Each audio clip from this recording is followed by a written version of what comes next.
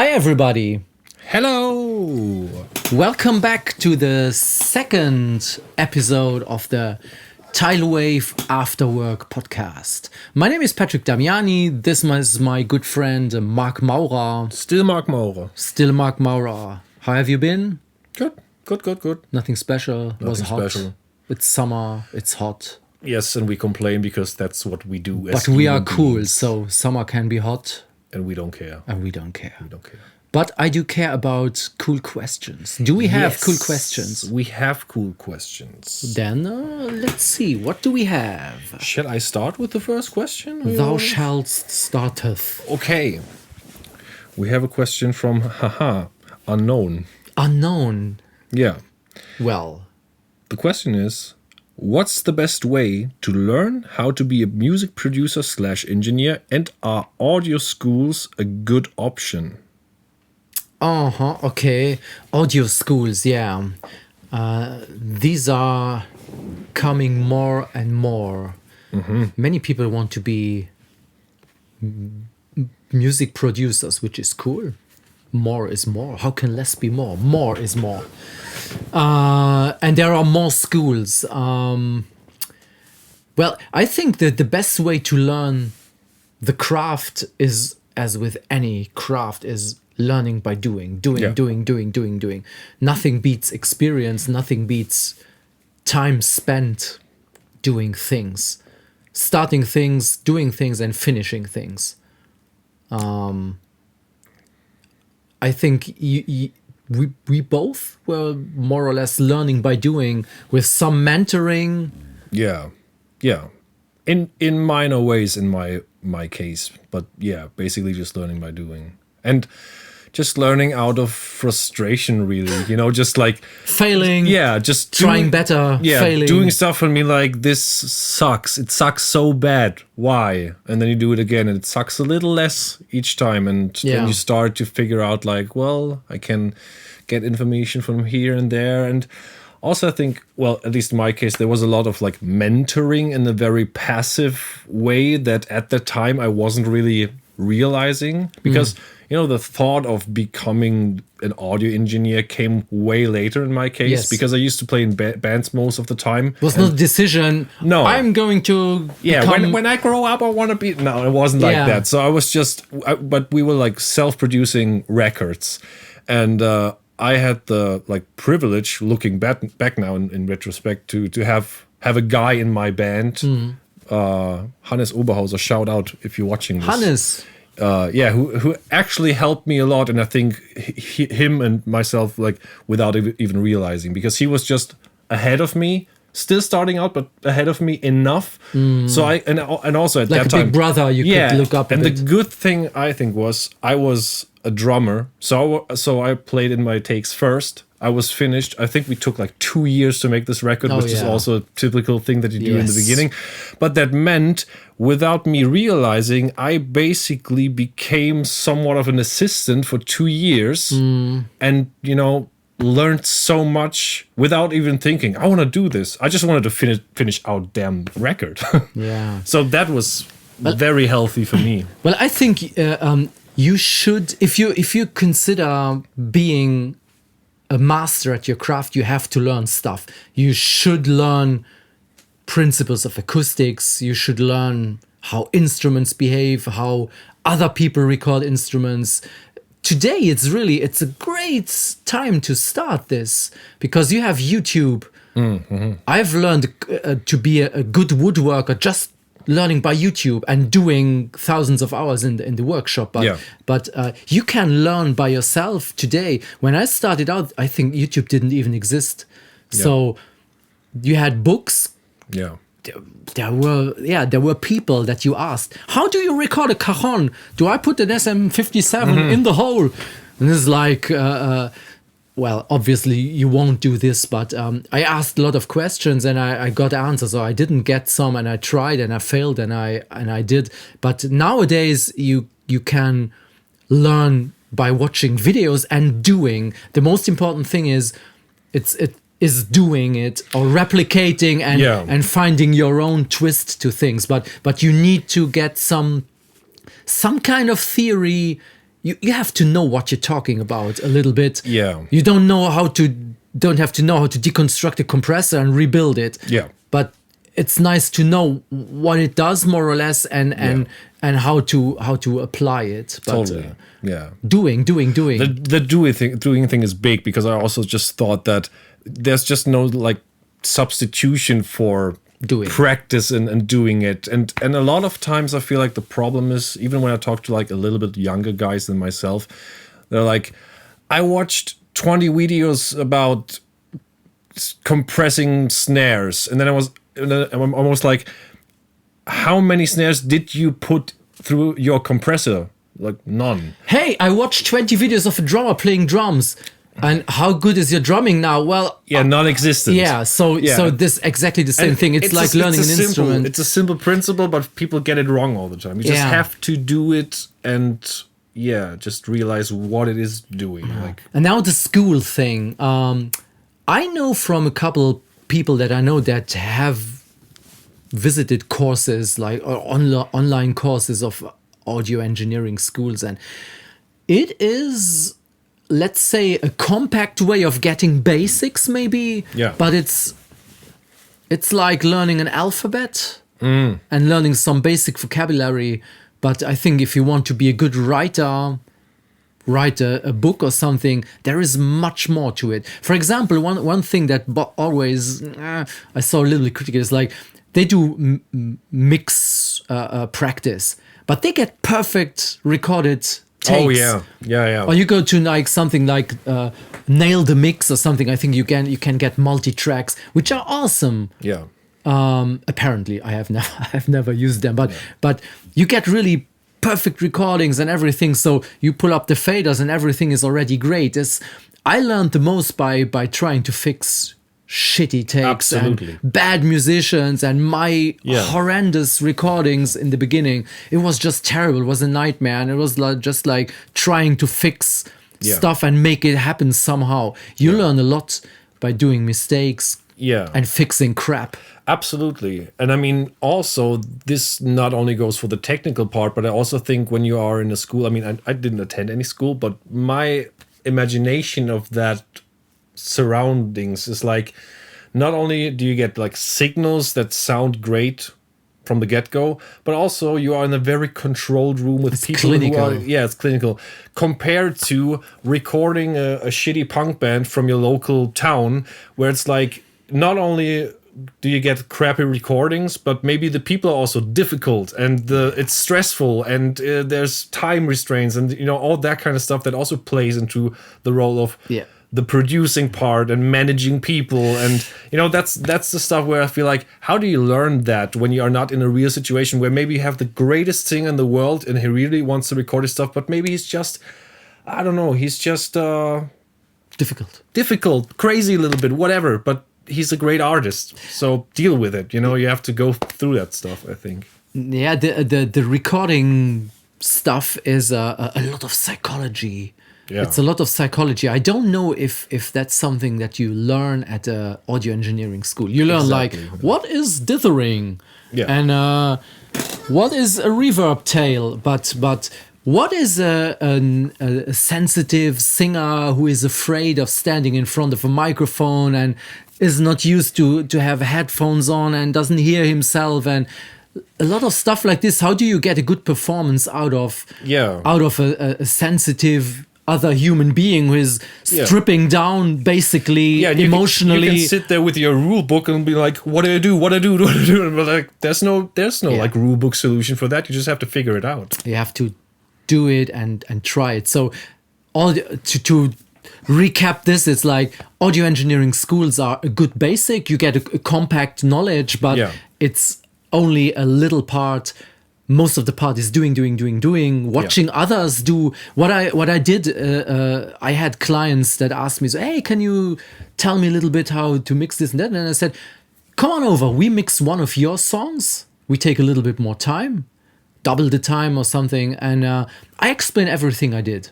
Yeah. We mix your song with your actual material, and I show you what I do, and I explain what exactly happens, and this is like almost doing, but getting really a tailored tutorial or something, and even this is only just like a drop into the ocean, but it is more than just reading a book with you should always just use EQs as a subtraction and never compress more than 2 dB or something. This is all that's so old school. Yeah. So rock and roll is doing just and do it, just and practice. learning. Yeah. Okay.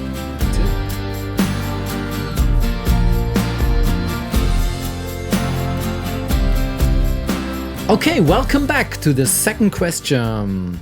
Andreas Maier is asking, do you have or recommend a daily routine for studio work? For me, it's yes and no, but that has to do Okay, with thank you. Next question. That's it. Thanks, Andreas.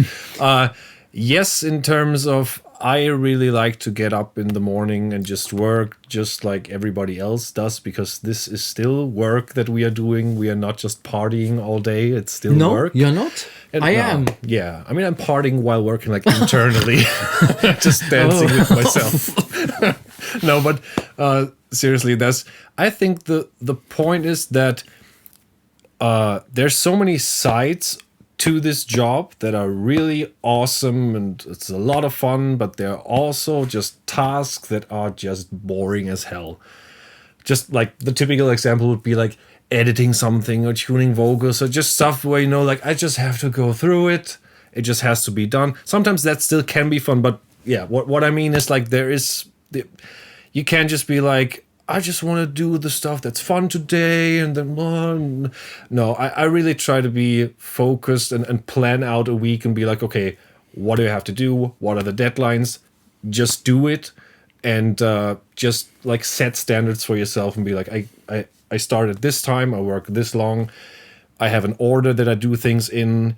Also, I think it just has a lot to do with just knowing yourself, like sometimes maybe it's for one person, it's easier to be like, I do all the like editing crap stuff in 1 or 2 days, let's say for an album or whatever. Yeah. I want to do that first. And the other one might go, no, I want to do the editing for this one song first, but then start mixing, for example. Yeah. That kind of depends on the person. I think that's very personal. Yeah, you just have to find out. And the other thing is, because I said yes and no for me, no is just about like regarding studio work in general, because I also do a lot of just like writing, like composing.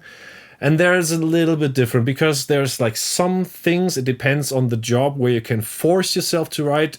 I would say most of the times it still works for me, but I have to keep in mind or be like open enough for myself to be like, I might just have an incredible idea in the shower tonight, and I just have to let that slip and be like, that has to be okay. Yeah. And maybe I have to consider that if that happens in the shower, I might even sit down at least like half an hour after the shower and be like, let's just put something together, just like a few chords.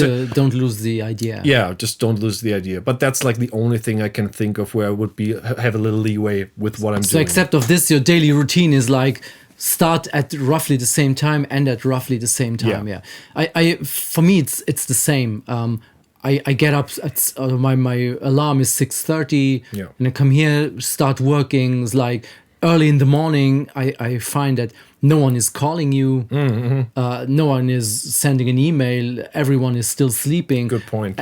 So let's say in the rock and roll business, people are not starting at 6:30 or 7 in the morning. So, but that's good for me. So I have like I see that my attention or my the way I can concentrate on work is like this in the morning, and then it gets less and less and less. So sure. Usually it's like really like start at 7. I put myself alarms, otherwise I get lost in the focus and I forget to eat and to drink. So at 8:30 the first alarm is for breakfast. So I go and fix breakfast. While I eat my breakfast, I check mails and social media stuff and maybe if I want to post something, then it's back to work. And then at 10 o'clock it's an alarm for a little snack or protein shake or whatever. Yeah. And then at 12 it's time to go for lunch. Usually I join my wife for lunch. Yeah. So that's nice. So you get a little bit out of the. There you go. That's the best example you can give. It's probably a timer for another snack. There you have it. And this was not planned. So Yeah. Sorry, I have to go get a snack. Yeah. No, but it's good to get out of the house and just. But by 12 o'clock, so lunchtime, I usually have like 80% of my work done for the day, which is awesome. Yeah.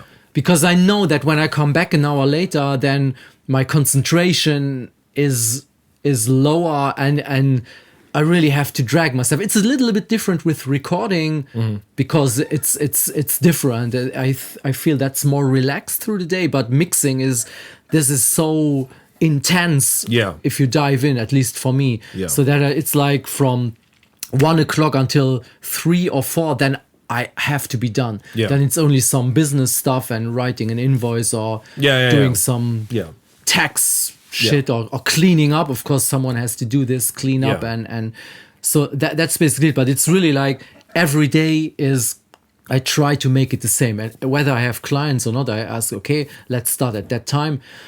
And just one thing, because when I started, I used to make like 15, 16 hours every day. Yeah. I worked I know the feeling. every day. And it was like, on the weekends was like, what am I doing? Everyone is at the sea and they are having fun. And I'm here again working and then recording solos at 2 o'clock in the morning. Yeah. And really, it was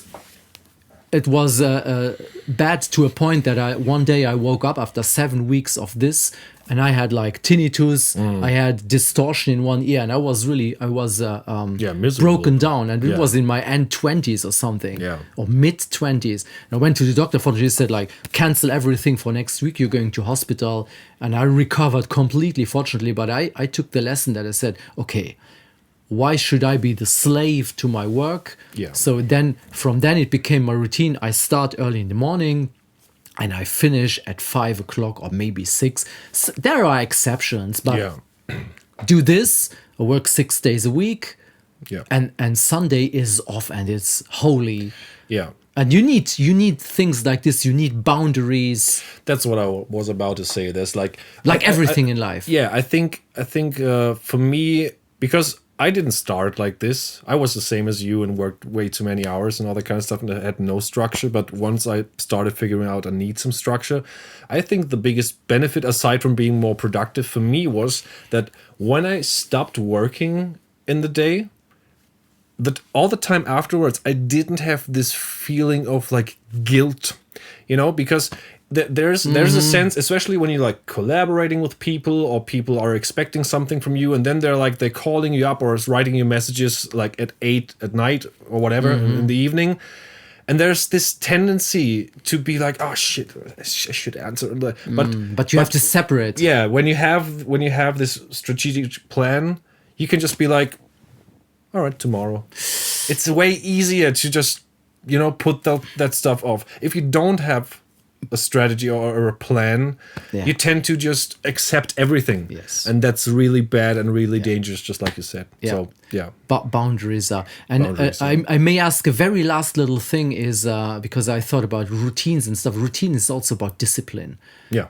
I don't always want to get up at 6:30, but I get up, make my bed and go to work. Yeah. There is no exception. So, and maybe do the stuff that I want to do least first. Which is when it's done, it's done. You should never rely on motivation, but rely on how do you say, discipline. Discipline. This is not, I did not invent this thing, but it's so true. Discipline. Do what you have to do. Absolutely. And get up in the morning and do it. Because for me, it's almost like now if I don't get up early in the morning, then I get bad conscience. But it's good. It went into the DNA and it's become a daily routine. You just get up, do what you have to do, and stop early. If there's work to be done, there is another day. Yeah. And you stay healthy that way. Absolutely. That's more or less it. Yeah. Okay. Right. Good. Cool.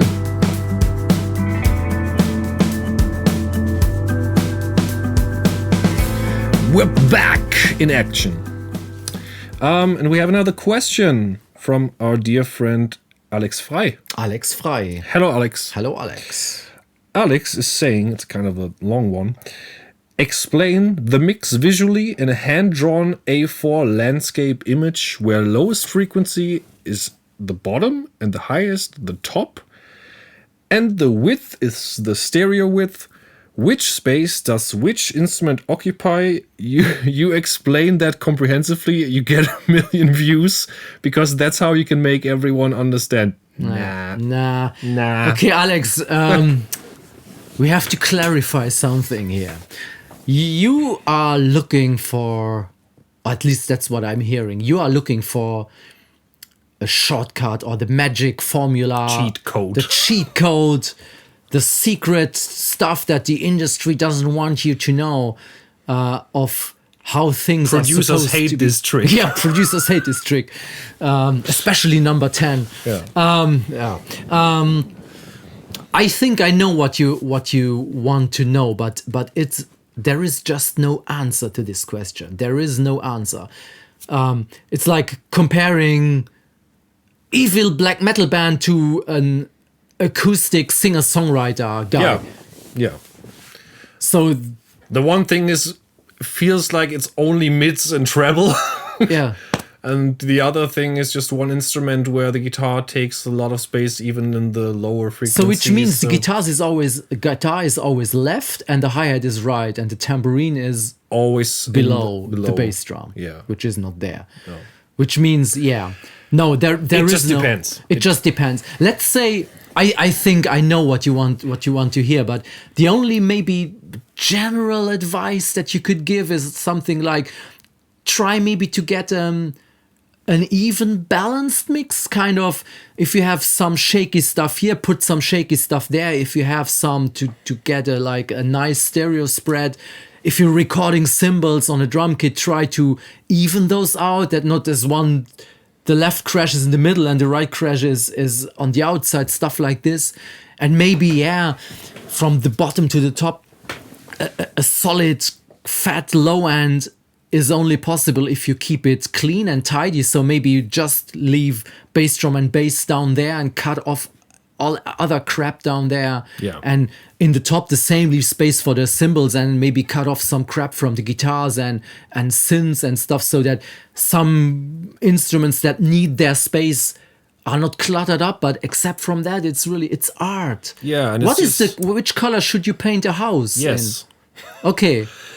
Yeah. I mean, it's just a puzzle game. You have that amount of space and you have, that's the point. Sometimes you just have one puzzle piece, then it can fill in the whole thing.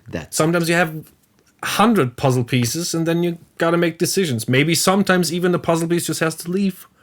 But where should I put the green puzzle pieces? In the right top corner, always. Okay, right top corner, always. Yeah. Thank you, Alex. Okay, thanks, Alex.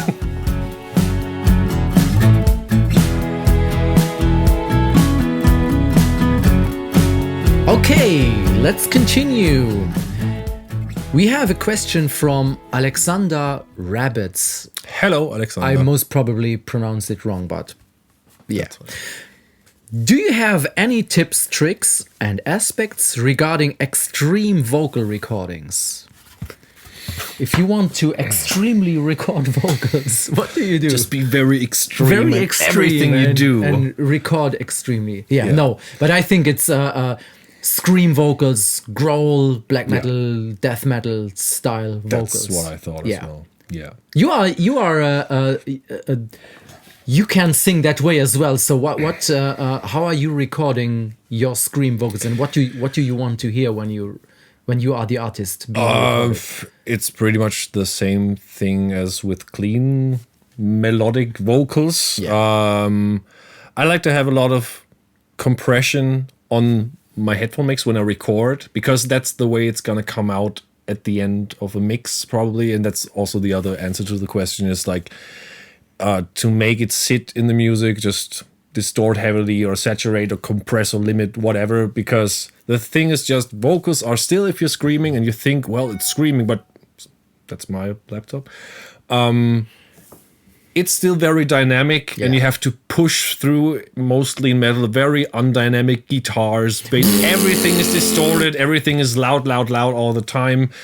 So you better make the vocal as undynamic as the rest of the mix, just to make it easier to fit it through the mix. That's my take. Yeah, basically, The mixing stage is you do everything to that vocal that you're not supposed to do. Exactly. It's like limiting. It has to look like this if you would render it out. Yeah. Sausage. Really, sometimes there's like EQ cut off some stuff and then limiting, shaving off like 10 dB of everything. Yeah. And then saturating, maybe you have to EQ a little bit the low end, because if you distort stuff, you get sometimes a build-up in the lows that was not there before. It's like subharmonic stuff. Yeah. You cut that off again and limit it again and distort it again and stuff like this.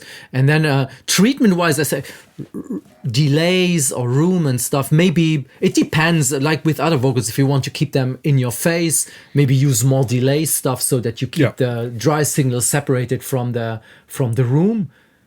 The only thing where you really use more reverb and big is like maybe black metal stuff, where you want like churchy cathedral style. But except from that, it's not any different than any other vocal. Yeah. Maybe one thing to consider while recording is, since you're applying so much compression, limiting, and saturation, it will bring up any room that you record. So if you record in a kind of verby room, like a badly treated room, you're getting in trouble because the vocal is going to get diffuse. Yeah. And it sounds like cloudy. It's going to have just less impact. Yeah. You should try to record in as dry space as you can. Yeah, definitely. If you don't have like a treated room, use some blankets or sing into the your wardrobe. Is that the right name?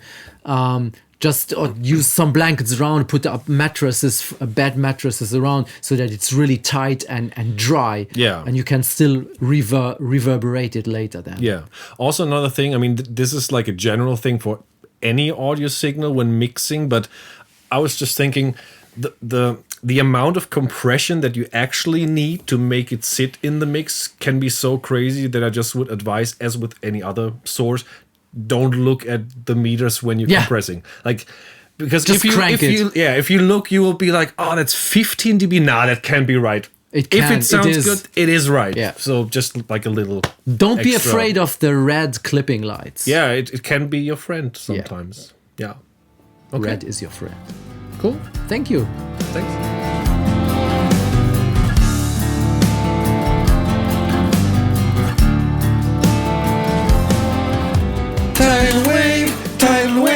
Tidalwave Podcast time.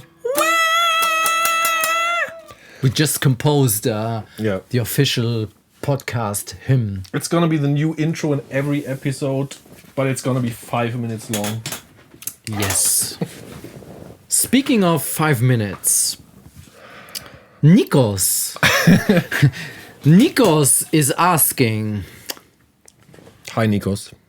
Hi, Nikos. Nikos was asking, hi, Nikos. Are you afraid of the AI era conquering all kinds of professional fields, especially in the music industry?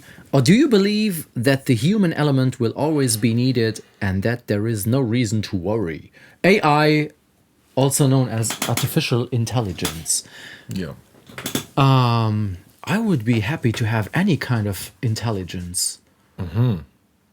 That would be good. Yeah. I would love that. So maybe artificial intelligence would be something for me. So at least I had some kind of intelligence. But okay, now let's see.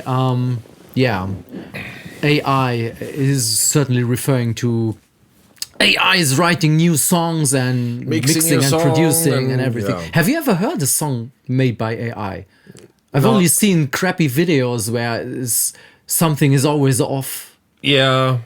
Like, I know the stuff where they imitate like singers who are maybe even like passed away. You know, they do like, I don't know, Chester Bennington from Linkin Park singing whatever.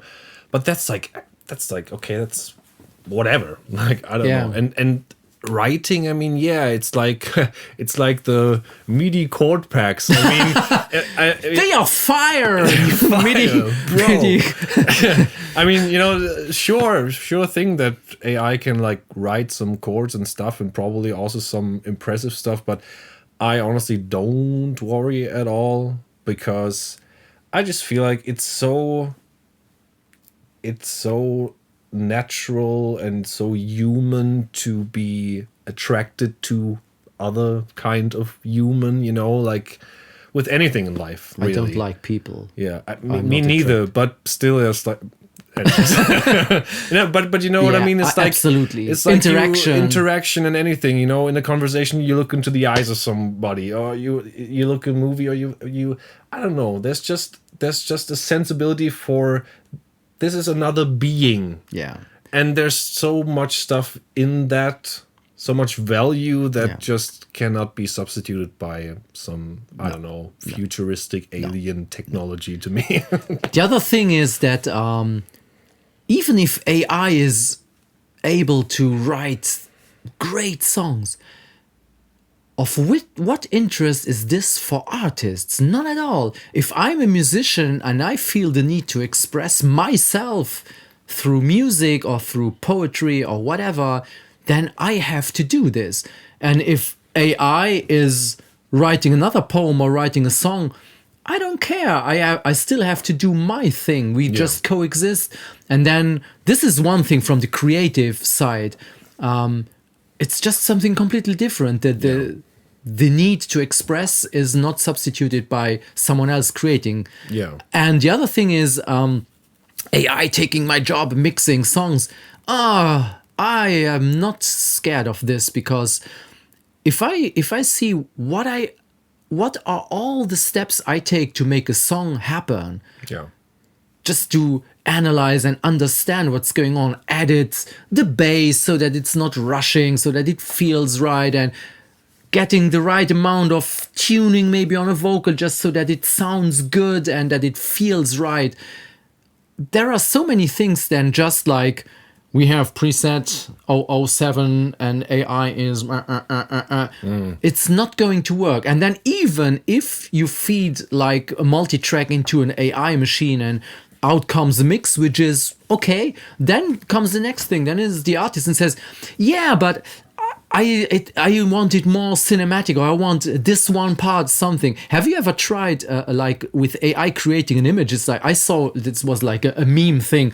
It's like create a pizza, and then it's like a pizza with olives. And I don't like olives. Please remove the olives. And then the next image was a pizza with more olives. Yeah. And then like no, remove the olives. And then it was like olives beside the pizza. No, remove the olives. So it's just like talking to a little child.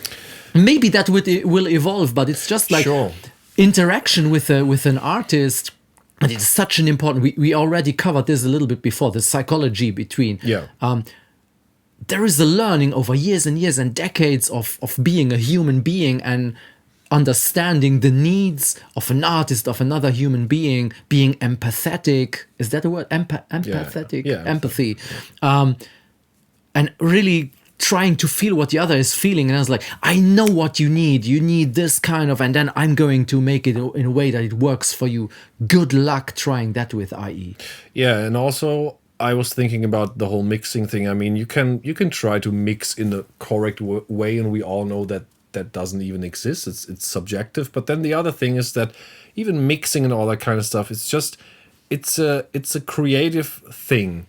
And the production can be very much part of the composition. So, you know, think about things like a Radiohead guitar that feels like 20 dB too loud in a pre-chorus. But it has to be that way. Yeah, it has to be that way. But no machine learning, I think, will ever get to the point that the machine will be like, we could do that.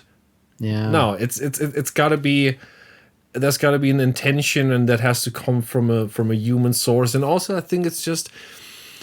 There's no like competition, as you said. Like even if AI mixes a song that's sounds great and better than anything I ever heard. Even if AI writes a song that is better than anything I heard, so what? You will not relate to it. Yeah, will you ever go to the AI concert, and will you ever like being moved and touched by the song that it wrote, because you can relate to the feelings of what a robot or a machine. I mean, yeah, and that's one point, but the other point is also like, do you like whoever like compares music in that way that he's like, I like this song and I like this song, and now it's a competition between two songs that who thinks that way? How on earth is that even like something you would think about? I think the only way maybe that AI would be useful, if that's even the right word, in music composition is like for generic music. It's just like interchangeable. It's like, we need elevator music. Make me elevator music. Absolutely. Okay. And then or maybe some sort of like dance and party music, EDM style music. Sure. I mean, and but then why not? Yeah, why not? But it's no substitute, really substitute for real artistry, and no threat to real artistry. Yeah, I don't think so either. I don't think so. Yeah. So go ahead, AI. Do Good luck. Do your thing. Okay, I think that was our last question for today. Yeah, I think so too. It was nice. Time flies. Nice, yeah, absolutely. So thank you for sticking with us. Yeah, we hope the answers helped. Yes, and if you liked it, we surely hope you did. Maybe subscribe to the channel, and you won't miss episodes 3 to 1979 until the big finish. Yeah, I can't wait for that. Yes. And also, send us your questions. Oh yeah, really, just do it. Just do it. Send stupid questions. Send whatever. Send topics. Send anything, and we can chat about it. Okay. See you next week. See you. Bye bye.